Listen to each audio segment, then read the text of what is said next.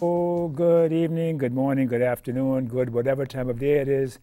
Thank you for tuning in to Conversations with Dr. Don from the Tualatin Valley Community Television Studios in beautiful green Beaverton, Oregon. We bring you the Conversations with Dr. Don show. For your first-time viewers, Conversations with Dr. Don is an ongoing series of one-hour standalone talk shows where I interview interesting people like most of you out there about who they are as unique, one-of-a-kind individuals, and about whatever it is we've decided to talk about during the course of the show. The title of tonight's show is Steve Novick Revisited. Well, revisited because we visited with Steve sometime last year during the senatorial campaign for our beautiful state of Oregon here.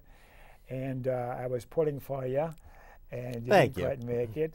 But I'm curious as to what's happened since then and what the future holds for you. I enjoyed talking to you about who you are personally last year when we talked. And in addition to your views on political and social issues which coincide with mine, and I want to warn you that my favorite cameraman, Rick, over there is going to be unhappy because we'll pick something to fight about, Rick. He's my conservative sidekick over there. But anyhow, let's do the normal bio stuff pretty much because probably a lot of the viewers didn't see the first show that we did last year. Can we do that? Of course. And if I asked your best friend who is Steve Novick, what would they say, Steve?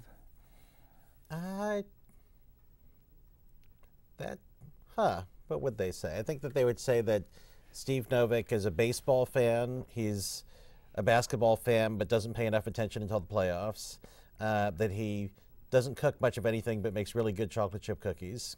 Okay. That he's close to his family, has a lot of good friends, and has this obsession with people knowing where their tax dollars go, and is pretty much an old-fashioned New Deal progressive. New Deal progressive, all right.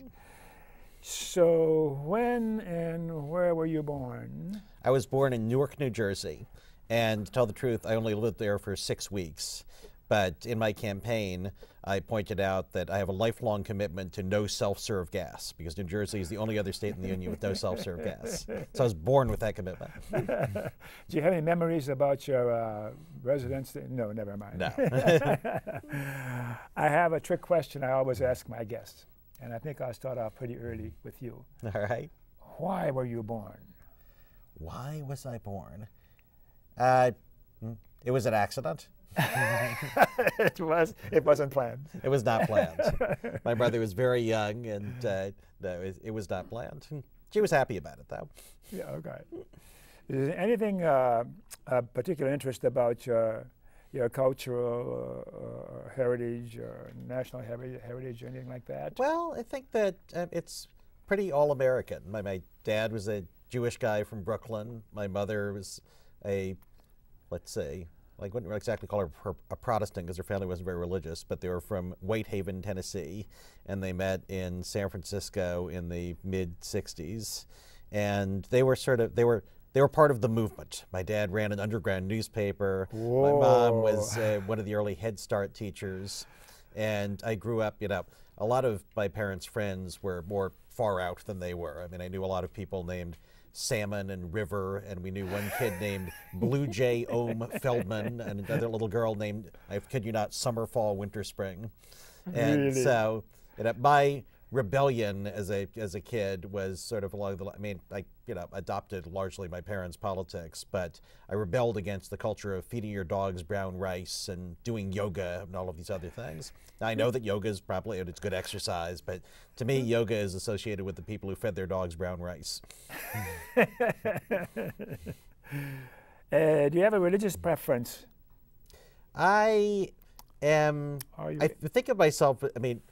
I think of myself as Jewish, but to tell the truth, I fast in Yom Kippur, and every once in a while show up for a Purim ceremony.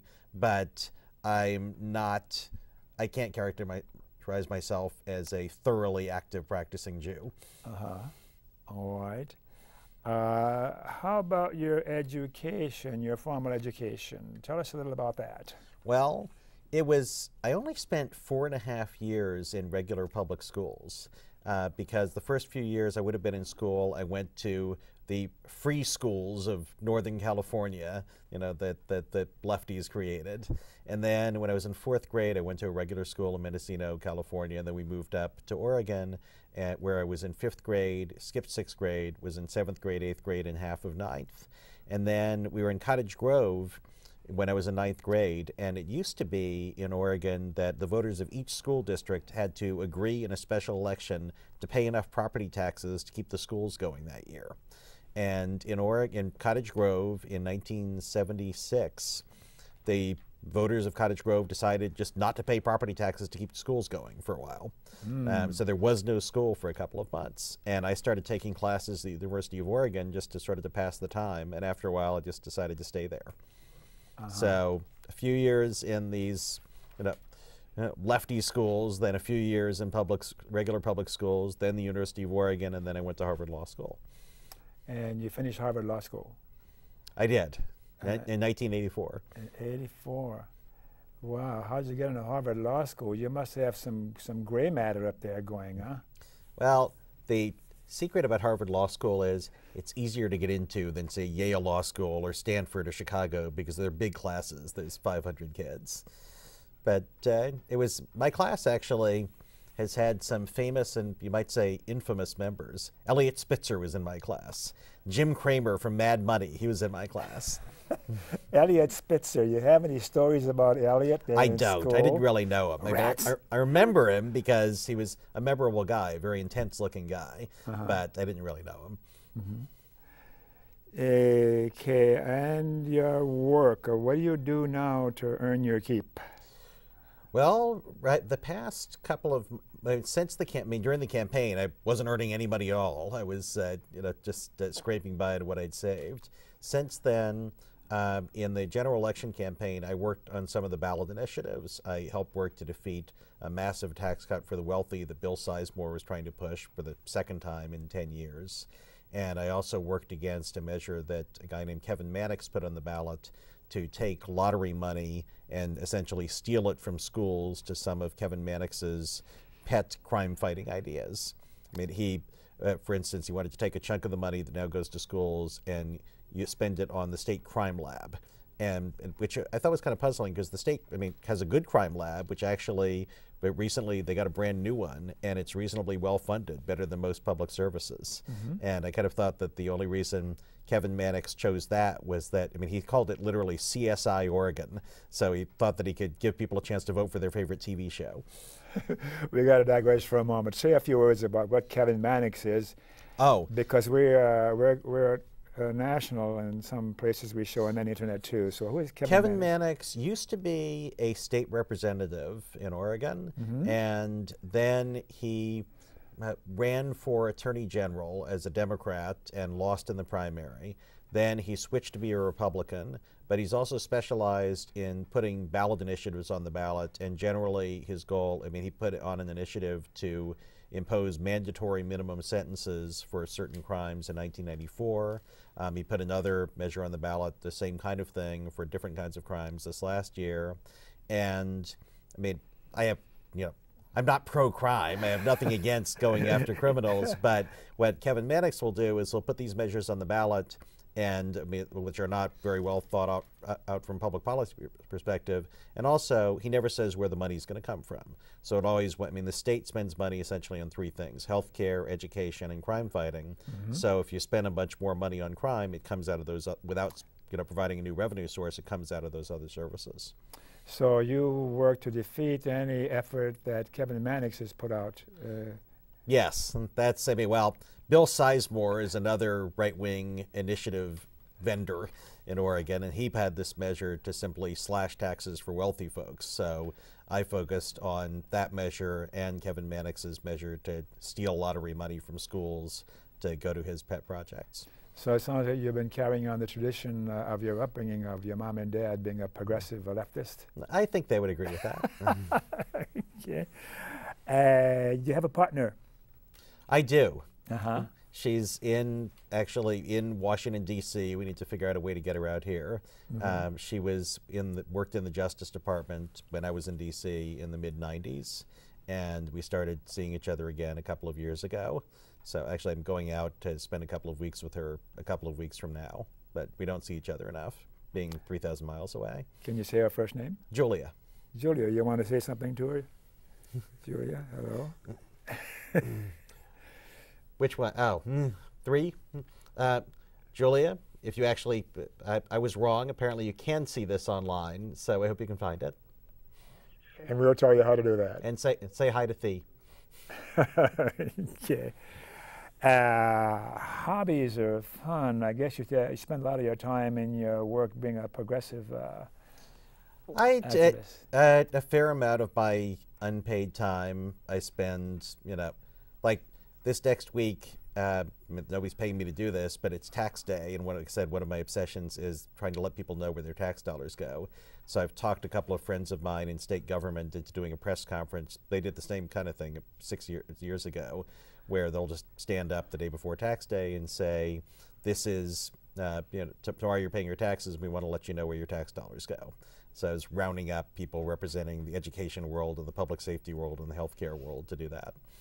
And that's fun for me. And they like the idea.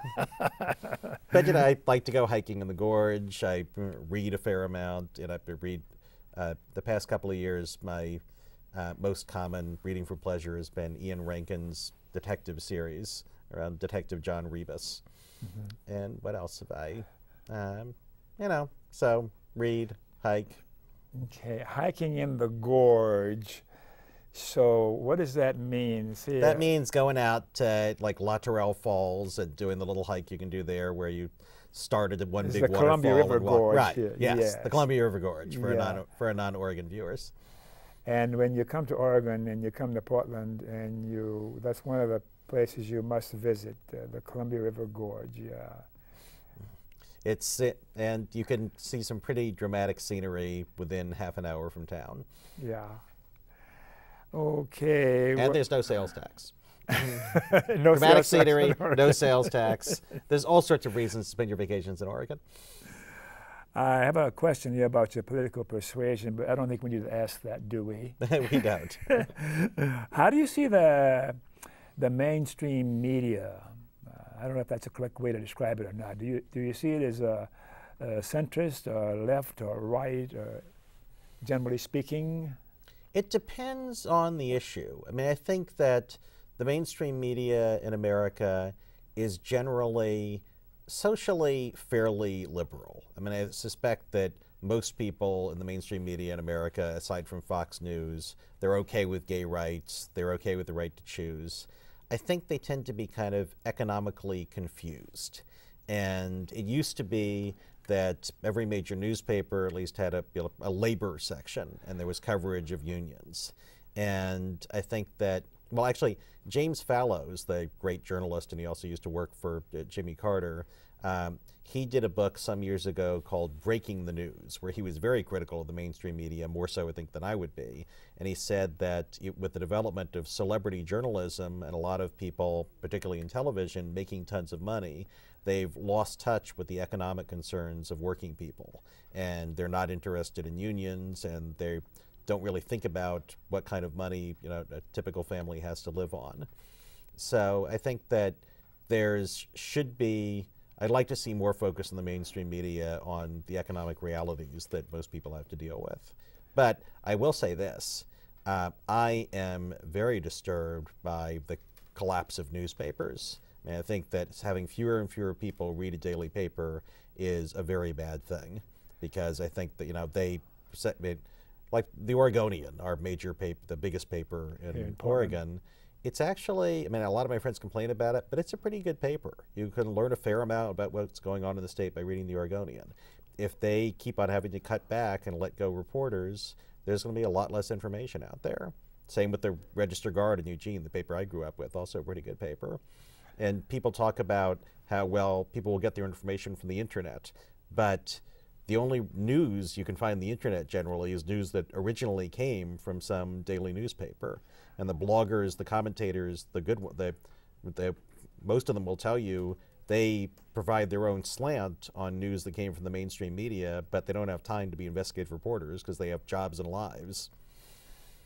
So what does that mean for the society if we keep going in the direction that we're going as far as your major newspapers folding? I'm very worried by it because I think that, I obviously, I'm heavily involved in politics and public policy, and I wish more of my fellow citizens spent more time thinking about political issues. Obviously, most of them are busy with their own lives, but I worry about having a society where people are less and less familiar with what's going on in the economy and in government, and I think that means that if regular folks aren't paying attention, then special interest with a special axe to grind have more and more power, because they'll be paying attention and they can put pressure on politicians to do what they want. And if regular folks are disengaged, there's less and less reason for politicians to do what's in the best interests of regular folks. As I asked the question and was listening to your answer, I was thinking, what does that mean, not having major newspapers available every day? And I couldn't come up with anything. I'm drawing a blank. It's just kind of scary. It is very scary. What are some examples? Well, what's going on now at the federal level? I think that it's useful to have regular folks paying attention to, okay, should we be bailing out these banks? Should we be bailing out AIG? Should there be conditions imposed on the money? And I think that it's, obviously the banks that are getting the money that we're giving to AIG, they have a strong interest in the money continuing to flow without conditions. If regular folks aren't familiar with that, then, I think that people in government, most of them will continue to try to do the right thing, but there's always, if some people are knocking on your door and pushing you in one direction and you're not getting pushback from the general population, it's hard not to go with the flow. Yeah, I don't like the feeling that I don't have an answer or an idea on what's going to happen, but let's just pass on that, because when you come back next year, we'll figure what's going on. Well, yeah, I would make a plea directly to our viewers. If you're thinking about canceling your newspaper subscription and just getting your news online, please don't. Do what you can to keep newspapers going. So then what about periodicals like Newsweek and Time and those, or weekly I think that, actually, I don't know the circulation numbers, but I think that they've lost influence as well. Well, that would really be a tragedy if we were to lose most of those. I think my impression, actually, of particularly Time is that the journalism has improved over the past 30 years. When I was a kid, I didn't think there was much there. I think that there's actually more real news in Time there was 30 years ago, but fewer people reading it. So if we keep losing daily newspapers and we had weeklies, it wouldn't be as bad as I thought it would be. But anyhow, let's move on. One thing, actually, one big issue where I was and am very critical of the mainstream media, and I think some people like Dan Rather and ultimately acknowledged they dropped the ball, was in the run-up to the war. The media coverage of the Bush administration's case for the war in Iraq was far too deferential, and hopefully they learned their lesson. But I think that, if there's fewer and fewer reporters who have the time to investigate claims the government is making about something like that, then they'll be even more deferential next time. Yeah, so how do you think the media is behaving now with what's going on with the new administration and how they're handling our economic situation? Do you think the media is fairly objective in reporting what's going on and what Obama's trying to do? I think they haven't been bad. I think that they have talked about the stimulus package, talked about the fact that when nobody's spending money in the private sector in order to get the economy going again, it is useful for government to come in and spend money on useful things like keeping the schools open and rebuilding roads and bridges. I think that they could have elaborated more on some big things that happened that I thought didn't get much attention. For instance, when 3 Republican senators said that the only way that they would vote for Obama's stimulus package was if the assistance to schools that was originally proposed was cut in half. I thought that should have gotten more coverage. I mean, the coverage was, hey, 3 Republicans are breaking ranks and voting with Obama. I thought there should have been more coverage of, wait a minute, this is the price of their vote. They're cutting the aid to schools in half. Because, I mean, the results of that are going to be horrific. I mean, the schools in Oregon are going to get some help from the federal stimulus bill, but half as much as they would have if they'd stuck with the House bill. And that is literally going to mean that schools are going to close early next year, or some of them are going to go to 4-day weeks, in part because these Republicans had this bizarre demand as the price of their vote. Why do you think they voted that way, those 3 Republicans? I agree with Paul Krugman that it seemed completely arbitrary. They just had to come up. They didn't want to vote against the whole thing, but they had to prove that they were still Republicans, that they weren't just falling in line with the Democrats. So they almost arbitrarily chose cutting the aid to schools as the price of their vote. I mean, I wished that Nancy Pelosi would have flown to, I mean, 2 of the senators in that category were the senators from Maine. I would have liked to see Nancy Pelosi go to Maine and visit a school and say, you know, I don't know what Senator Snowe and Senator Collins' problem is, but I see, you know, cute, deserving school children here, and I'm sure their schools could use some help. But I don't know why, as the price of their vote, Senator Snowe and Collins are cutting the aid to schools in half. Nancy Pelosi, do you see her as being rather centrist or moderate in her approach to the issues we're facing nowadays? Or is she, how do you see her? Is she centrist or left or right or what? Well, I think that if you look at her voting record, it's pretty progressive. If you look at, I mean, certain things that, like, I mean, she was the one who said, we're taking impeachment off the table. We won't even discuss impeachment of President Bush. I thought that that was a mistake. I don't know if you can really call it a conservative mistake, but I thought it was an overcautious and unfortunate thing to do. I also am not sure what issues she particularly cares about. Where will she fall on her sword and say the House is not going to go along with anything with what the Senate has done to water down what we're doing? I mean, I think that she could have fought harder on the stimulus bill. One issue I know she does care about is global warming. And she played a significant behind-the-scenes role when Henry Waxman from California challenged John Dingell from Michigan for the chairmanship of the Energy and Commerce Committee. Mm-hmm. And she sort of quietly gave her blessing to Waxman, and that means that there is going to be more vigorous efforts on global warming from the House than there would otherwise have been. But other than global warming, I'm not sure what she cares about deeply enough that she will pull the House together and say, this is the way it's got to be. Well, I think there are issues, and then there are issues, and there are probably a few that are so critical until they are head and shoulders above all the others in importance. Like, why would she say impeachment is not on the table? Why would she do that? I think that her impression was that the voters would perceive any movement towards impeachment as just, you know, partisan garbage and divisive, and we don't want to go through that again. And I think she lost sight of the fact that when the Republicans impeached Bill Clinton, it was over nothing substantive.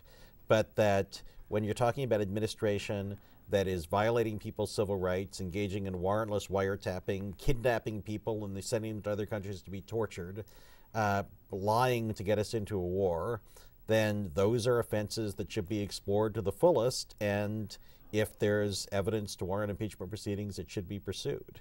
I mean, I think that she, lost sight of the fact that, that A, these are really terrible things, and B, future presidents should be deterred from doing them.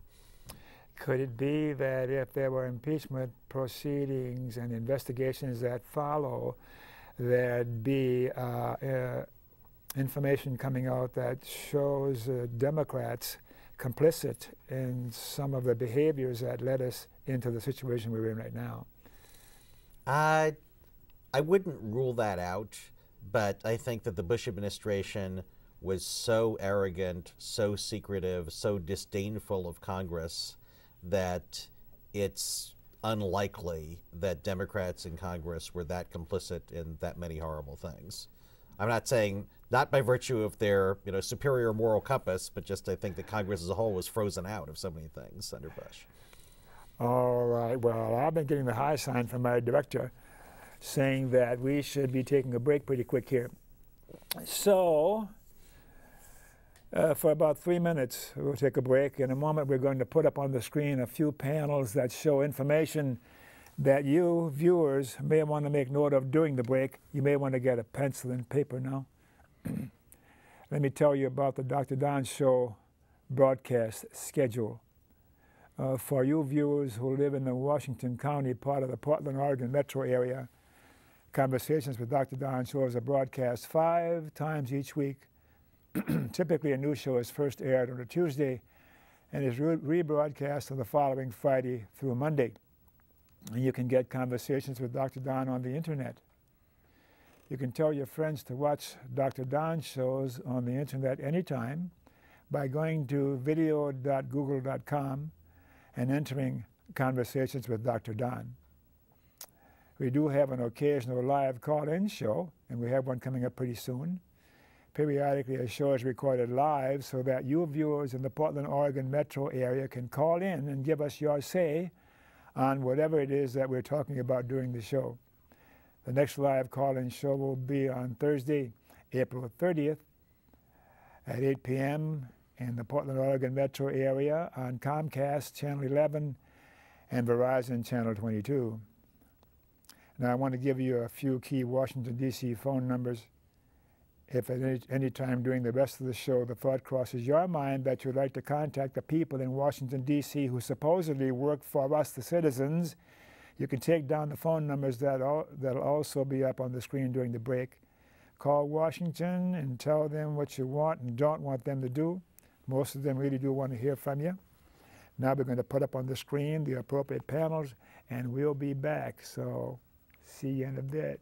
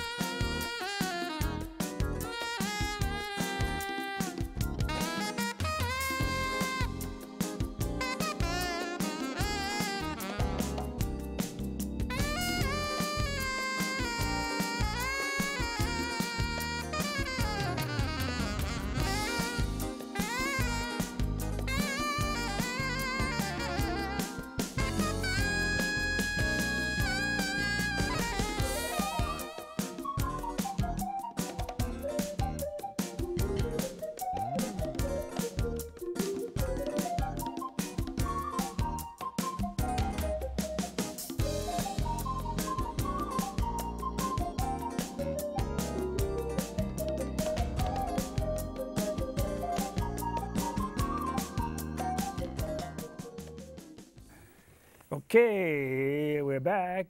As if you didn't notice, thanks for staying tuned. And for you viewers who missed the opening of the show, Conversations with Dr. Don is an ongoing series of 1-hour standalone talk shows where I interview interesting people like most of you out there about who they are as unique, one-of-a-kind individuals and about whatever else it is that we decided to talk about. Now, tonight's guest is Steve Novick, who was a candidate for the U.S. Senate here in Oregon last year, and he was a guest last year. We talked about his candidacy and other stuff, and I thought about him again and saw him at another meeting, and I thought, let me have Steve on again to see what he's been doing since his candidacy, because you came close, and I was really pulling for you. Thank you. Yeah. We did come pretty close. We were lost by 3 points. Just 3 points, yeah. So let's see, we had some questions that I put up to see if it would trigger some conversation of interest to the viewers. What have you been up to since you were last on the show when you were running for the U.S. Senate? What have you been up to that's worth reporting to the viewers since you were last on the show? Like I was saying earlier, I spent a bunch of time in the fall fighting these right-wing ballot measures. Since then, I've been doing some work for the Department of Education and for Portland Public Schools. One thing that we did a few weeks ago was did some focus groups of high school kids and high school dropouts in the Portland area, asking them what they would like, what the ideal high school look like. And it was interesting to hear what they had to say. I mean, largely they said, we just, what makes a high school good is if people care about us. And the kids that enjoyed high school, they said they had teachers that cared. The kids that had dropped out of high school, they said, I didn't feel like people cared about me. And it was that more than sort of the class choices and that kind of thing, or class sizes even, that it really made a difference to people. One thing that was interesting is that they seem to, it's not like they think they're going to pick a career when they're 15, but they seem to think that you could use more guidance figuring out what they're going to use this schooling with when they grow up, just sort of to be exposed to a variety of different ideas about what they might do after school and even after college, so that they can sort of start planning, being more deliberate about their choice of courses and deliberate about thinking what they're going to do when they grow up. Even at that age? Even at that age. I think that, I think even, actually, last week, and this was unconnected from this project, but Matt Sten is a teacher, a social studies teacher in Madison High School here in Portland, and he has me come to his class every once in a while. And I was asking them about what sort of exposure they get to ideas about what sort of jobs there are there, what sort of skills you need for certain sort of jobs. And they said that they don't really get much of that, and they would appreciate it. I mean, just the simple old-fashioned thing of having people with interesting jobs come in and talk about what they do, and then talk about what sort of education and training was necessary for those jobs. They thought that having some more of that would be worthwhile. One very interesting thing, and I actually had this discussion with 3 different high school classes in the past few weeks, is it occurred, there's been this discussion about adding more math requirements for kids to graduate from high school. Mm-hmm. And I asked one group of kids what they thought about that, just a yes or no. Should we add more math requirements to graduate? And they were divided about 50-50. Mm. And I'd recently talked to a high school teacher who said that they've eliminated personal finance classes from high school. Used to be they taught kids personal finance, now they don't. So I asked this first group, what if instead of an extra math requirement, there was a personal finance requirement and you learned about credit cards and mortgages and things like that? Mm-hmm. They all said that they wanted that. And then the second and third group of kids said the same thing. And I think that the people who make up the rules for education tend to think, well, in order to compete with China and India, we need to make sure that everybody takes calculus. Whereas, some people do, hopefully a lot of kids are inspired to take calculus and will take jobs where they'll use that. But every kid is going to wind up with a credit card, and giving them the tools they need to make sure they're not ripped off by the credit card companies is, should be part of their education. More like civics, huh? And civics too. I mean, I talked to the kids I saw last week about the fact that it's tax day, and do they know where most of their tax dollars go? And some of them had some ideas, but a lot of them, like a lot of adults, they sort of exaggerated the amount of money that was going to welfare, for instance, as opposed to defense. And I asked them, if we taught that in school, just gave people a breakdown of here's where your money's going, would that be interesting? And maybe they're just trying to play up to me, but they seemed mostly to think, yeah, that would be an interesting way of teaching civics, instead of just sort of how a bill becomes a law type stuff, talking about what government actually does. So as you, a moment ago, you were talking about the kids seem to be more interested in appreciating that the teachers and the administrators care about them. And how do you work that into the system or the curriculum or the educational process so that the students can get the impression that the teachers and the people they're with really care about them? I mean, it's obviously when a teacher is dealing with 30 or 35 kids, it's hard to get individual time, no matter how much you care. But I think that that's something that our schools of education and our school administrators should focus on, is talking to teachers about classroom management and how to make sure that you have enough interaction with each kid that they do know that you care.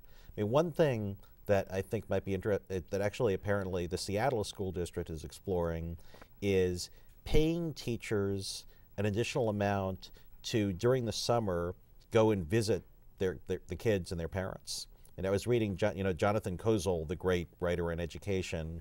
I was reading his most recent book a couple of months ago, and he talked about how when he was a young teacher in inner city Boston, he was dealing with a lot of kids from households where the parents were, had no time, or they were kind of scared actually to go to the parent-teacher conferences.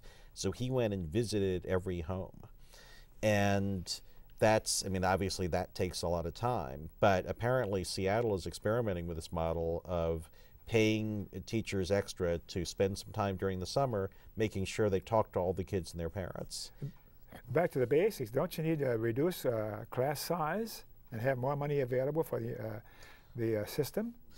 Well, ideally, yes, but it costs a heck of a lot of money to reduce class size. Even reducing an average class size from 32 to 29 costs a ton.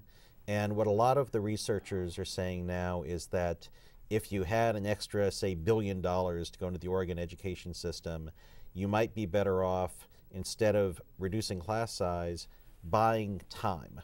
Because teachers spend a lot of time, they just run from class to class. They have no time to catch their breath. They have no time to plan the next class. They have no time to meet with the other teachers and talk about what's working well, to talk about individual kids, what kind of methods work with them.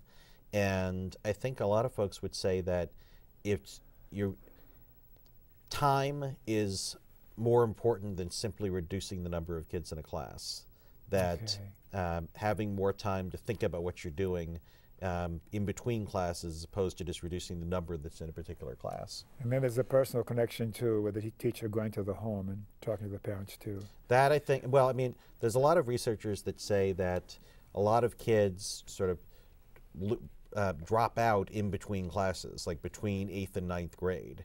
And then a lot of kids sort of forget a lot in between classes. And if you made a point of going and contacting each family, then for one thing, and particularly if you've got a kid who you see is sort of disengaged, going to that kid, going to that family and talking through what the kid's issues are might make it more likely they'll show up the next year. All right, shifting gears a little bit on you. What did you learn from your U.S. Senate race? What did you learn, Steve? I learned that there's a lot of really fascinating, committed, talented people in the state who are willing to spend a little time talking to a politician, a long-shot politician, and share their wisdom about topics like education, the environment, agriculture. You were a long shot, but you only missed it by 3 points. We did, because there are a lot of people who were willing to take a chance, and they, for whatever reason, thought I was an okay guy running an interesting campaign, and people were willing to give a lot of time and money and energy into this campaign. So it was, it was very inspiring. And I also learned that it's important to get enough sleep, because there were days in the campaign when I was terrible. There were interviews and public appearances where I was a disaster. And not to make excuses, I mean, I'm sure I can be a disaster on my own, but I was much more likely to have a disastrous day if I got no sleep the night before. Yeah, that's a given. We had there's one point in the campaign where we were filming an ad at the Portland, which we ended up not using. We were filming an ad at the Portland airport because our ad guy had this concept where we were using the baggage carousel. Well, the Portland airport will let you use the baggage carousel, but only between 3 and 6 in the morning. So we were out there shooting this ad between 3 and 6 in the morning, and I had a couple of important public appearances later that week, and I was a nightmare. I'm too old to do that. I could not catch up. So, will you run for public office again in the future? I think I will. Had too much fun doing it this time not to do it again. So, why? With all that you went through and coming close, and why would you do it again? Because I enjoy the process. I enjoy having an excuse to go out and talk to smart, thoughtful people about important issues. And I care about government. I care about providing adequate public services. And I think that I think I have some talent in learning what important things people in government are doing, and then explaining that to other people outside of government and convincing them that it's worthwhile to maintain public services, that we shouldn't pass huge tax cuts for the wealthy people that are going to hurt schools, because schools are important and here's what they do. And we shouldn't redirect money from education and economic development to Kevin Mannix's latest wrong-headed crime-fighting idea, because that's going to have bad consequences. Okay. I think about you running for public office again, and you ran at a pretty high level running for the U.S. Senate, but it would be a long time before you could compete with Merkel again for that Senate seat. And I would not expect to do that. Jeff's doing a fine job. I hope he'll be there for a long time. He's a good man, yeah. But then you would be running for a lesser position, if I may, in the overall scheme of things in politics. They're all important. I mean, our state legislators have a thankless job. I mean, they make hardly any money. They meet for 6 months every 2 years, which means they have to work out their employment situation so they can take time away from their job. But they do very important things. I mean, right now they're wrestling with this budget crisis, they're losing money every day, and they're trying to still adequately fund healthcare and education and public safety, and it's going to be really, really hard. So there would be, being a state legislator is a very honorable position. I'm also thinking about running for governor this next time. Running for governor? I am. Oh. Thank you. Call on me. Thank you. You betcha. And I think that we're going to need a new governor. Ted Kolongoski is term limited out in 2010, okay. And I am definitely thinking about having a chance to make the case to Oregonians about what we can do to improve education, to improve health care, and to help continue what Ted Kolongoski has done to secure Oregon's place in the new clean green economy that we hope we're going to have. What personal impressions or thoughts that you'd like to share with us based on what's happened for you in politics and in the campaign and since then and until now? Any impressions or thoughts that you would like to tell our viewers out there about whatever comes to mind? Sure. Well, one thing I would share is that if you're passionate about public policy, if you care deeply about education, healthcare, the environment, and you've ever thought about running for public office, you should not dismiss that thought, because it's rewarding. I mean, even, what a lot of people say is that, it's all about fundraising and calling people up and begging for money, and what a terrible thing to do that must be. And the truth is that if you're not, calling up corporate executives that work for some polluting company and trying to convince them you're going to help them, which I wouldn't advise doing, then, even the raising money part, it's not that bad. You're calling people, hopefully, that share your values and saying, in order to let other people know who you are and what you stand for, you need their help. And a lot of people are amazingly generous. And, if you care deeply about public issues, but you're scared of doing public speaking, well, work with folks on learning how to do public speaking. Because if you care about issues and you're passionate about them and you know them, then you'll learn the public speaking part. I mean, running for office is a very rewarding thing, and I think a lot of people don't do it even though they'd be good at it because they think that it's too hard or they think there's something dirty about it, and it's not. It's something that you should really consider if you want to make a difference.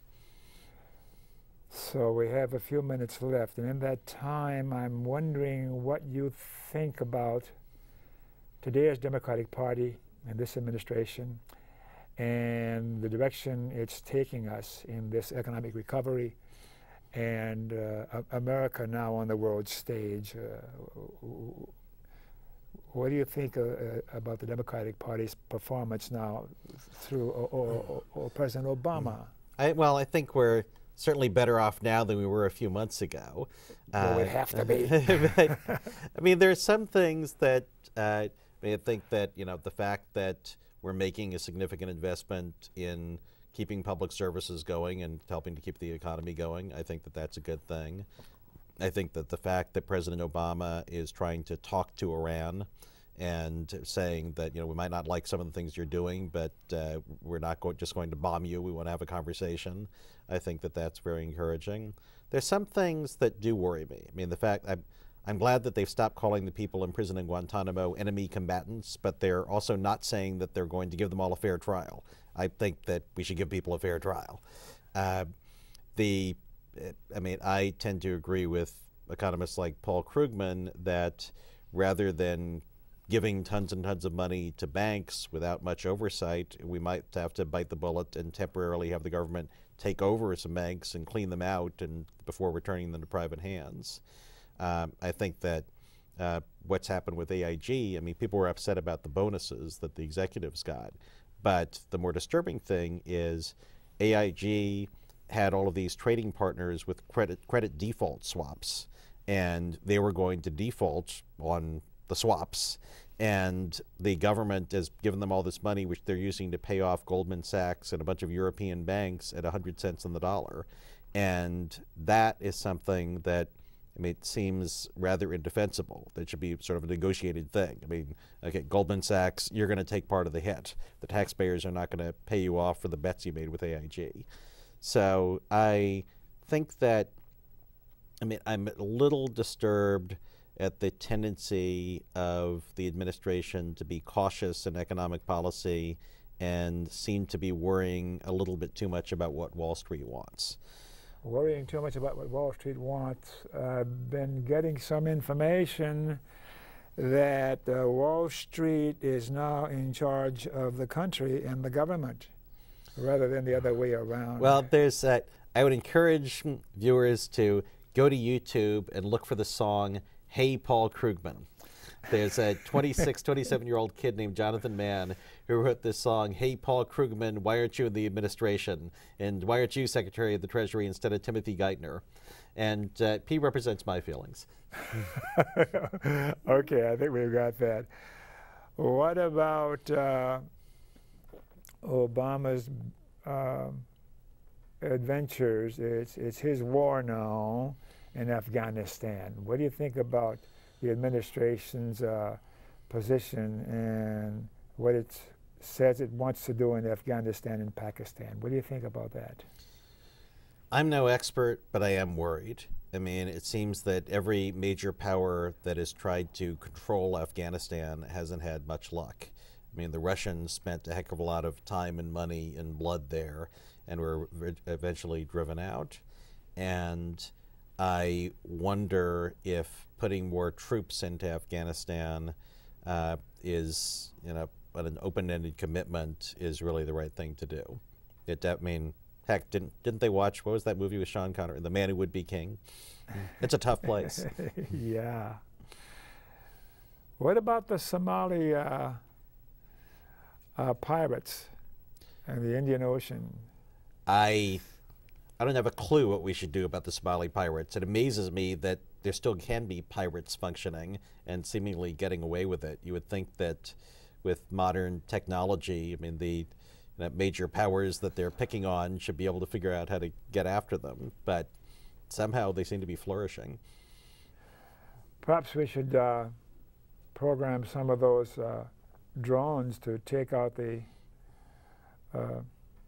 pirate boats and ships, and never mind. I don't, why they haven't been able to do that, I have no idea. So do you think that the country will recover in the next year or two from the economic straits that we're in now? I don't really know. I mean, what worries me is that I haven't really understood what the country's been running on for the past, 10, 15 years, because when we produce less and less, when we're running these huge trade deficits, I mean, there's an argument to be made that we've just been an economy of bubbles for the last 10 years. First you had the internet bubble, then you had the housing bubble, and is there anything real? And we'd better start producing something that we're exporting to the rest of the world, because eventually, I mean, you cannot simply borrow from China forever as an economic strategy. Because China will change the world's currency. That's right, especially when China is threatening to change the world's currency. Well, it looks like it's close to time for us to stop. Again, keep those pens and pencils handy, because you may want to jot down something that will show you in the closing credits. And thanks for watching. I invite you to give us feedback, both positive and negative, about any aspect of the show. I mean it helps us to give you a better show. My email address is friendlydon@aol.com. A couple of public service announcements. I want to tell you about the Alliance for Democracy, my favorite activist organization. There is the national website. We are citizens working to make our country what it's supposed to be on the local and national level, on even international issues. And the local chapter of the Alliance for Democracy is, there's the phone number and the website. And come to our meetings. We meet a couple of times a month. And I'll tell you about the ACLU, the American Civil Liberties Union. If it weren't for the ACLU, I think we would have our Bill of Rights down the tubes. Civil liberties disappeared. And I want to tell you about the ACLU racial profiling hotline. There's a phone number that you should call if you think that you've been stopped because of how you look, rather than for some legitimate reason. The ACLU wants to know about it. So it's time to say goodnight. Before we say goodnight, I want to also say a big thank you to my wonderful crew and to the managers and teachers at the Tualatin Valley Community Television Studios in Beaverton, Oregon, where I produce and host the Conversations with Dr. Don shows. I also want to thank you viewers in other parts of the country where you're watching. Thank you for watching. And for your Washington County, Oregon viewers, if you didn't get all the broadcast information we had up on the screen during the break, you can get it on the web at www.yourtvtv.org. If you live in another part of the country and are watching this show, contact your local community access cable TV studio for information about when they plan to broadcast Dr. Don shows in the future. You have about 20 seconds for a closing thought or comment. I'm all out. I've said everything important I have to say. Yes, you have, Steve. Again, thank you for coming on. Thanks a lot for having me. And my final thought for the day is the same as it always is: KFC, not Kentucky Fried Chicken. Dr. Don's KFC. Kind, friendly, and charitable. Be kind, and be friendly, and be charitable to you too. And you too, and you too, and you too, and you too, and you too, and to Dennis, thank you. Good night.